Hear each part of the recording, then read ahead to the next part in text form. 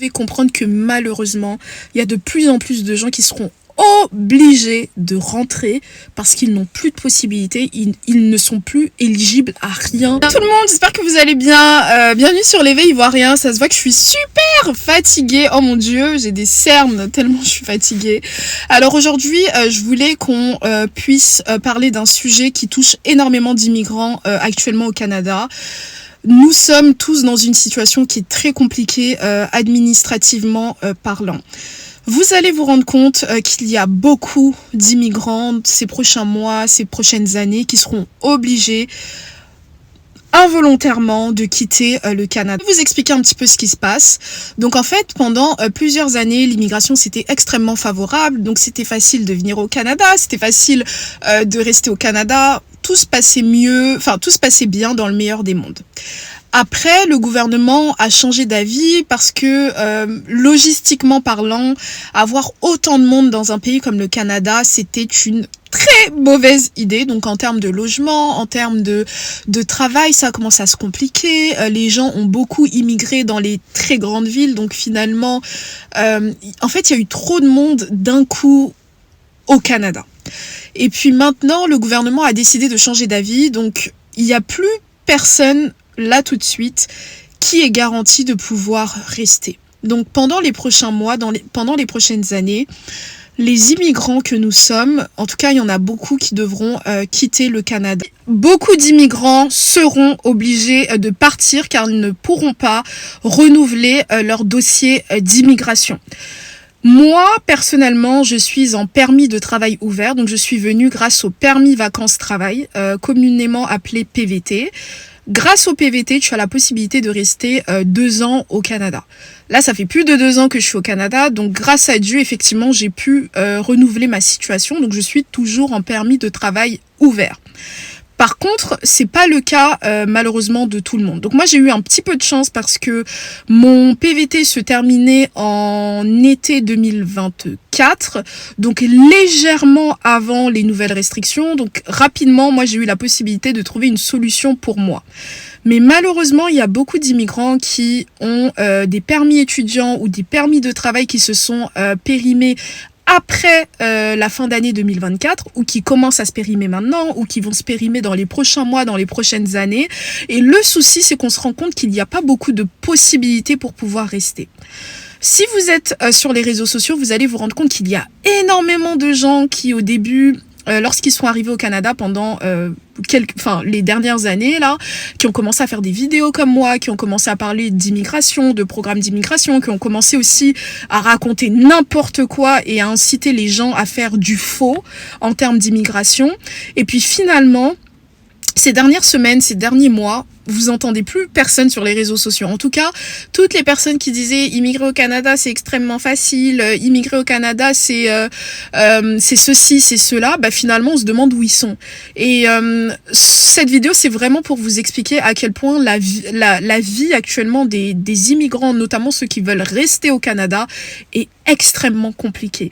Donc si vous n'entendez pas parler de beaucoup de nouveaux programmes d'immigration, si vous n'entendez pas parler de plein de choses comme ça, c'est parce qu'en fait, il n'y a vraiment pas de possibilité. Donc c'est pas parce qu'on veut être négatif ou c'est pas parce qu'on ne veut pas que les gens viennent, mais c'est que beaucoup de gens même qui sont déjà ici au Canada, eux-mêmes ne savent pas comment ils vont faire pour pouvoir rester, pour pouvoir se régulariser. Par exemple, avant, les immigrants donc qui étaient venus avec un permis d'études, pour eux c'était quasiment sûr à 100% qu'après leurs études ils allaient avoir le post-diplôme, donc le permis de travail ouvert post-diplôme, puis la résidence permanente. Et puis maintenant vous vous rendez compte que le permis post-diplôme est assujetti à certaines règles très strictes, notamment quel type de formation tu as effectué au Canada.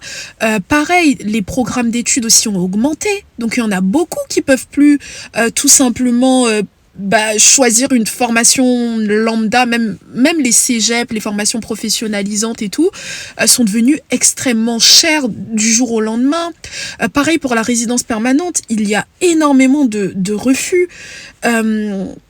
Il y a énormément de refus de résidence permanente, les permis de travail même fermés, même lorsqu'une entreprise veut te sponsoriser, pareil, il y a énormément de refus par rapport à ça. Et voilà, donc cette vidéo, elle est vraiment pour vous faire comprendre que si actuellement, on vous parle pas forcément de programme d'immigration, on vous incite pas forcément à venir au Canada, c'est pas parce que on veut pas que les gens viennent ou... Littéralement, le Canada, c'est pas le pays de mon père, en fait. Mais c'est juste que c'est extrêmement compliqué. Et vous devez comprendre que malheureusement, il y a de plus en plus de gens qui seront obligés de rentrer parce qu'ils n'ont plus de possibilités. Ils ne sont plus éligibles à rien du tout. La situation, elle est très compliquée pour tout le monde. Et quand je dis très compliquée, je pèse mes mots. C'est-à-dire que là, si les gens vous expliquent leur vraie situation d'immigration, je vous promets que vous allez avoir peur. Moi, j'ai des témoignages de gens qui me contactent. Même personnellement, je connais des personnes qui sont dans des processus d'immigration. C'est catastrophique. Moi aussi, il faut que je vous explique le parcours du combattant que j'ai dû avoir pour me régulariser. Pourtant, moi, j'ai eu de la chance parce que mon permis a commencé à s'expirer juste avant les nouvelles réformes en plus, etc. Mais j'ai quand même galéré. Donc c'est très grave. Je voulais vraiment faire cette petite vidéo pour aussi dire, parce que moi je dis toujours les termes, aussi dire qu'on a gâché nos chances en termes d'immigration. On a tous raconté n'importe quoi sur internet. Je vais être quand même humble et je vais me mettre dans le panier parce que allumer sa caméra et faire des vidéos sur l'immigration, c'est un risque qu'on prend.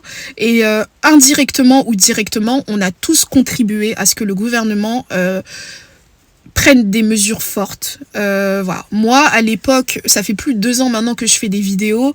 Quand je faisais en sorte que les personnes puissent savoir comment faire leur propre programme d'immigration, quand je faisais en sorte de raconter les réalités, etc., les gens m'insultaient.